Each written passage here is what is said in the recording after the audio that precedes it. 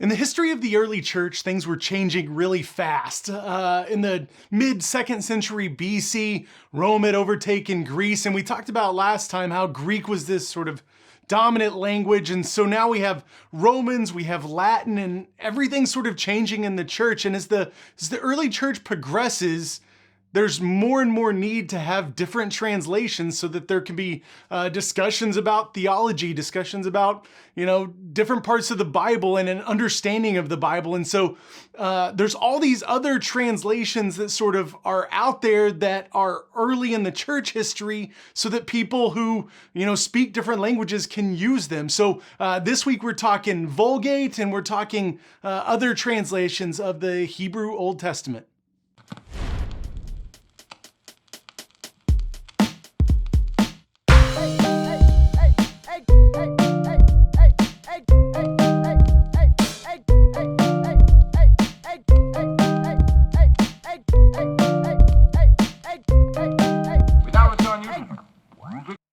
So at this point, the translations that we're talking about are no longer like the Septuagint.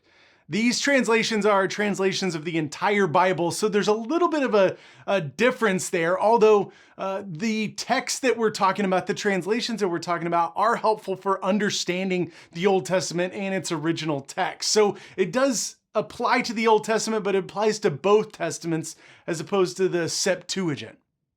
So let's start with probably the most famous translation besides the Septuagint, or maybe even more famous than the Septuagint, is the Vulgate. And that's something many Christians have probably heard of. It's the official Roman Catholic translation, and it was used for centuries, millennia, for the Roman Catholic Church. It's an important work. And so in about 382 AD, the Pope, Damasus I, comes to Jerome and asks him to sort of take all these older Latin versions that have been translated and make a text for the Latin-speaking church, right? At this point, 382, like a lot is happening in the church.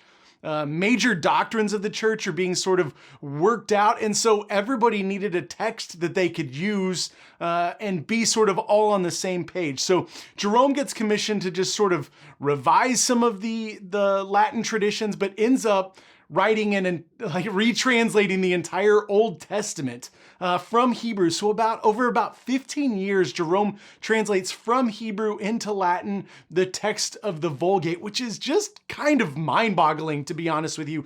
I mean, you look back in that day, Jerome didn't have concordances. He didn't have dictionaries of Hebrew words. He was just using the Hebrew that he had learned from people who spoke Hebrew around his same time, and then various Greek translations around to come up with his Latin translation of the Vulgate. And the Vulgate is this just major milestone for the Roman Church. It becomes the translation that they use. It's the official, sort of version of the Bible. And so that becomes the centerpiece of how the Romans think about the Bible and think about the Old Testament. What's really crazy about that, though, is that people were pretty opposed to Jerome using the Hebrew version of the Bible. We've talked about it kind of a few times now, but the Septuagint held such an important place in the church that people were afraid that if Jerome used the Hebrew base language for his translation, that it could cause division between the Greek and Latin-speaking churches. I mean, even the famed Augustine, the great theologian, actually writes a letter to Jerome urging him not to use Hebrew and urging him to use Greek instead, which is kind of mind-blowing to me, at least, that there was all this turmoil around it, but Jerome uses the Hebrew and comes up with his own translation.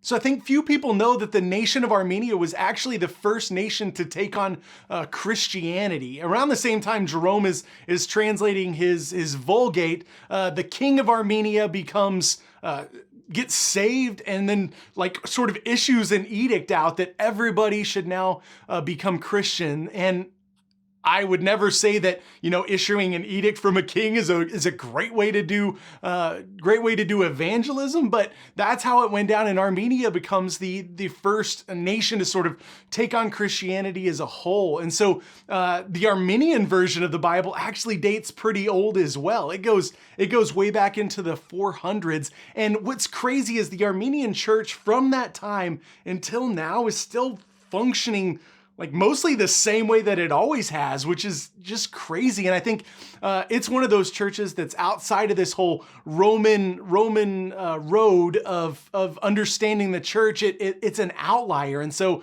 there's translations like the Armenian version that go into our understanding of the Hebrew.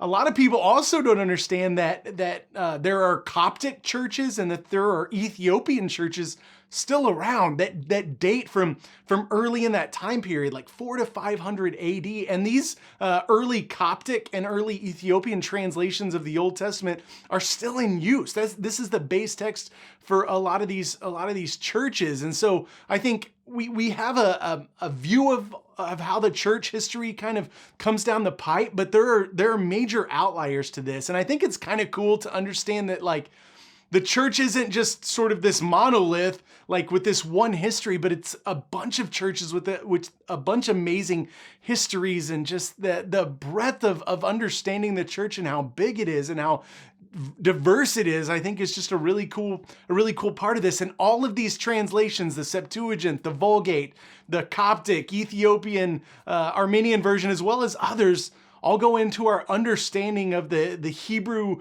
Old Testament, the Hebrew text, and help us see how the original text of the Hebrew Bible really was.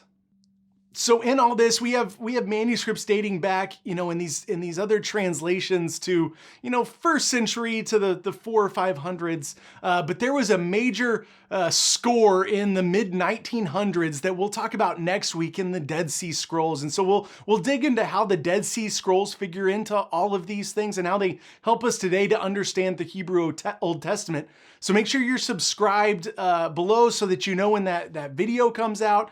And I would also appreciate you liking this video and maybe commenting on something you learned from this video. It'd just be really cool to see, where this learning is going. And so, yeah, I'm excited for where we're headed. We have 2 more episodes left in this Hebrew Bible series. And yeah, we'll see you next week at Bootleg Bible College.